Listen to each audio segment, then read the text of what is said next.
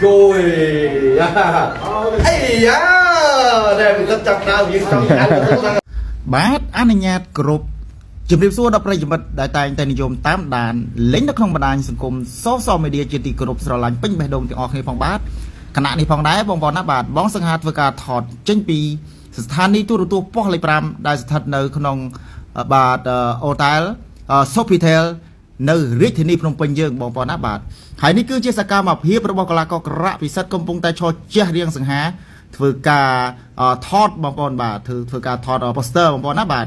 ហើយបងសង្ហាក៏សូមជម្រាបទៅដល់មហាជនទាំងក្នុងនិងក្រៅប្រទេសឲ្យបានជ្រាបថាកីឡាករក្រក់ពិសិដ្ឋបាទគាត់មានឈ្មោះប្រកួតបាទតំណាងគុនខ្មែរបាទតំណាងប្រទេសបងប្អូនណាបាទជាមួយកីឡាករបរទេសបាទអ៊ីរ៉ង់បាទកម្ពុជាអ៊ីរ៉ង់បាទនៅស្ថានីយ៍ទូរទស្សន៍ប៉ុស្តិ៍លេខ5កម្មវិធីដាស់បាទបាទអ្នកចំមាំងគុនខ្មែរបងប្អូនបាទដឹងតែពេញលេងល្អមើលហើយបងប្អូនដឹងតែក៏ក្រើកហើយបងប្អូនបាទជំនួបរវាងកីឡាករក្រក់ពិសិដ្ឋនិងកីឡាករអ៊ីរ៉ង់បងប្អូនបាទមើលចុះបងប្អូនបាទសកម្មភាពនៃការថ្លឹងទម្ងន់បងប្អូនបាទហើយបងសង្ហាក៏សូមអរគុណទៅដល់ស្ថានីយ៍ទូរទស្សន៍ប៉ុស្តិ៍លេខ5ដែលបានផ្ដល់ឱកាសដល់កីឡាករក្រក់ពិសិដ្ឋឲ្យគាត់មានឈ្មោះបាទប្រកួតបាទតំណាងគុនខ្មែរយើងដំបងនៅក្នុងអាជីពរបស់គាត់បាទហើយបងសង្ហាក៏សូមអរគុណទៅដល់លោកគ្រូក្រក់សំផស្សដែលបានខិតខំបង្វឹកបង្ហាត់បាទបណ្ដោះបណ្ដាលកីឡាករក្រក់ពិសិដ្ឋបាទតាំងពីនៅក្នុងដីលោកក្រវ៉ាន់សៀមរាបរហូតមកដល់បច្ចុប្បន្នបងប្អូនណាបាទអញ្ចឹងក៏សូមជម្រាបបងប្អូនថាកីឡាករក្រក់ពិសិដ្ឋគាត់ខិតខំប្រឹងប្រែងក្រាញននាលខ្លាំងសម្បើមណាស់បងប្អូនបាទជាមួយគុនខ្មែរយើងនេះបងប្អូនបាទចាញ់ហើយចូលហើយចាញ់បាទតែគាត់នៅតែវិលត្រឡប់មកវឹកហាត់ជាធម្មតាវិញបងប្អូនបាទអញ្ចឹងក៏សូមជម្រាបបងប្អូនថាកីឡាករបាទដែលបានវឹកហាត់នៅក្នុងដីលោកកវ៉ាន់សៀមរាបចេញចូលទាំងសិស្សច្បងសិស្សបងប្អូនឈប់ស្ទើរតែអស់ហើយបងប្អូនបាទតែក្រក់ពិសិដ្ឋមិនទៅណាទេបងប្អូនបាទមិនទៅណាចោលលោកគ្រូក្រក់សម្ផស្សទេបាទតែឥឡូវនេះគាត់មានឈ្មោះប្រកួតជាមួយកីឡាករអ៊ីរ៉ង់បាទបរទេសហើយបងប្អូនបាទហើយក៏សូមជូនពរឲ្យក្រក់ពិសិដ្ឋបាទទទួលបានលទ្ធផលល្អជ័យជំនះនៅថ្ងៃទី25បាទយើងថ្លឹងគីឡូរួចរាល់ហើយសម្រាប់ជាមួយនឹងគូមិត្តភាពអន្តរជាតិកម្ពុជាអ៊ីរ៉ង់ក្រក់ពិសិដ្ឋគុណសិស្សរបស់លោកគ្រូក្រក់សម្ផស្សឥឡូវនេះគឺបានមកធ្វើការត្រៀមប្រកួតនៅថ្ងៃអាទិត្យចុងសប្តាហ៍នេះលើសង្គ្រាមដាច់តែច្បាស់តែមើលទូពីសាររបស់គាត់តិចសួស្ដីសិនបាទសុខសប្បាយអាយ៉ាយ៉ាងណាដែរពេលដែលដឹងថាមានឈ្មោះប្រកួតជាលក្ខណៈអន្តរជាតិនេះបាទគឺសូថានេះគឺជាលើកទី1ផងមែនទេលើកទី1ក្នុងការប្រកួតជាលក្ខណៈអន្តរជាតិហើយយោចំណានប្រកួតសងថ្ងៃនេះហើយជឿដល់ប្រកួតណាពេលដែលយើងមកប្រកួតជាលក្ខណៈអន្តរជាតិតាំងគេថាតាំងចិត្តឬក៏ត្រៀមយ៉ាងណាដែរនិយាយថាតាំងចិត្តថានឹងវាយអស់ពីមកពោះហើយនិយាយទៅដឹងល្អមើលដឹងល្អមើលដែរបាទអរគុណដល់ថានេះទទួលខុសតាមបាទដល់កាសការលេងជាលក្ខណៈអន្តរជាតិលើកទី1đóបាទឲ្យពុកម៉ែបងប្អូនក៏ដូចជាអ្នករៀបចំកម្មវិធីគ្រប់ហ្មងណាបាទលើកទី1បាទហើយសង្ឃឹមប្រមាណ%ដែរមើលទៅព្រោះឃើញដៃគូរបស់យើងខ្ពស់ជាងនេះអត់អីបងនិយាយទៅស៊ីធ្វើចានអីយ៉ា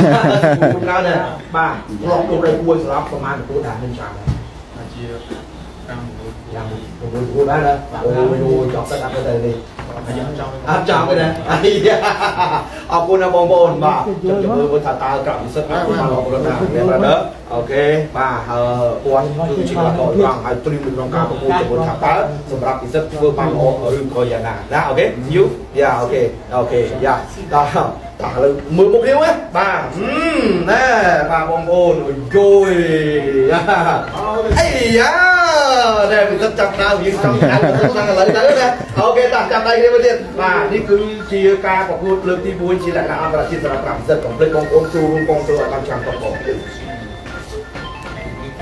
អូខេជិះយ៉ាតាដែលអ្នកចំមាំងគុនខ្មែរបងប្អូនណាបាទឥឡូវក្រក់ពិសិដ្ឋគាត់បានថ្លឹងទម្ងន់រួចរាល់អស់ហើយបងប្អូនបាទគាត់ចាំតែដល់ថ្ងៃប្រកួតមកដល់ទេបាទថ្ងៃស្អែកនេះហើយបងប្អូនជាថ្ងៃអាទិត្យទី25ថ្ងៃស្អែកនេះហើយបងប្អូនបាទអញ្ចឹងពិសិដ្ឋគាត់បានត្រៀមរួចរាល់អស់ហើយបងប្អូនបាទត្រៀមរួចរាល់អស់ហើយបងប្អូនតើមានបងប្អូនណាខ្លះដែលថាផ្ដល់កម្លាំងចិត្តបាទសូមចូលខមមិនលើកទឹកចិត្តដល់កីឡាករក្រក់ពិសិដ្ឋមួយមកបងប្អូនដែលគាត់ខិតខំក្រាញននាលបាទនៅជាមួយលោកគ្រូក្រក់សម្ផស្សតាំងពីដើមរហូតដល់បច្ចុប្បន្នគឺមិនងាយទេបងប្អូនបាទគេហៅថា អ្នកស្នងគុណខ្មែរពិតៗហើយបងប្អូនបាទគឺគាត់ពូកែតស៊ូមែនបាទសម្បីតែខ្ញុំក៏សរសើរគាត់ដែរបងប្អូនបាទសិស្សរួមគ្រូបាទណាមើលចូលបងប្អូនគ្រាន់តែឈរញញឹមសាច់ស្ញែងមកហ្នឹងក៏ជះរៀងឡើងសង្ហាដែរបងប្អូនបាទអញ្ចឹងបងប្អូនចូលរួមបាទលើកស្ទួយគុណខ្មែរយើងបាទហើយក៏សូមលើកទឹកចិត្តដល់កីឡាករក្រាក់ពិសិដ្ឋមួយមកបងប្អូនបាទដើម្បីជាកម្លាំងចិត្តនៅថ្ងៃទី25បាទខែ5 2025យើងខាងមុខនេះគាត់ដូចថាឡើងប្រកួតបាទតំណាង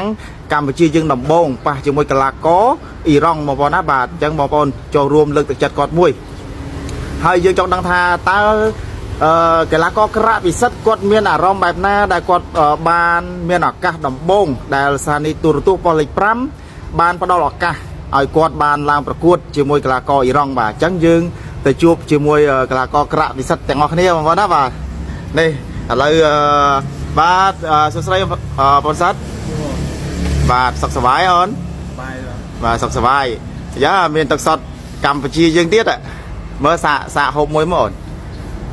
ហូបឲ្យស្រឡះកំពង់កតិចមុននឹងសម្ភាសបាទអូបងប្អូនបាទគ្រាន់តែលើកទឹកសុទ្ធកម្ពុជាភាសាក៏ជះរៀងឡើងសង្ហាដែរបងប្អូនបាទ